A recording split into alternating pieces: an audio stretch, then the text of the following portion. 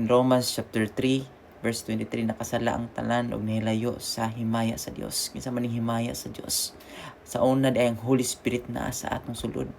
In Genesis chapter 2 verse 7, mga igsoon, no, ang kita gigamata originally through the Holy Spirit, the breath of life.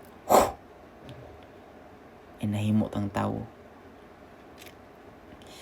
And then it's because no ning tuo ta sa bakak sa yawa. Ingon sa yawa no nga anay usa pa ka proof no ang Holy Spirit ni exist no is nagpahinumdum siya unsay giistorya sa Ginoo, which is muna po nagiingon ni Jesus nga function sa function sa Holy Spirit is to remind you unsay giingon sa Ginoo. In Genesis chapter 3 no, sa dihang gipangutanas siya sa yawa no ang katong babayi, gitubag siya word for word unsay giingon sa Ginoo sa Genesis chapter 2. It means the Holy Spirit was there, but they are not aware. They did not recognize the voice of the Holy Spirit. Wala sila ma-aware nga ang Holy Spirit na litong nagpanglihok. Pag ingon sa yawa, nga dili tinuod ang ingon sa Ginoo, pasabot kay pahimakak niya ang Ginoo.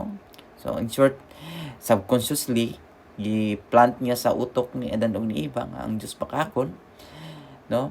Pag ingon niya nga dili tinuod ang gingon sa Ginoo, pag human ingon niya nga gustultihan mo ana niya sa Ginoo kay para dili mo maparehas niya nga mahimong Dios, which is kita gibuhat ta nga liwat sa Dios, di ba? So pasabot nga gihimo niya ang Ginoo nga mangingilan, nga which is siya mo ay deceiver, siya mo ay mangingilan, no?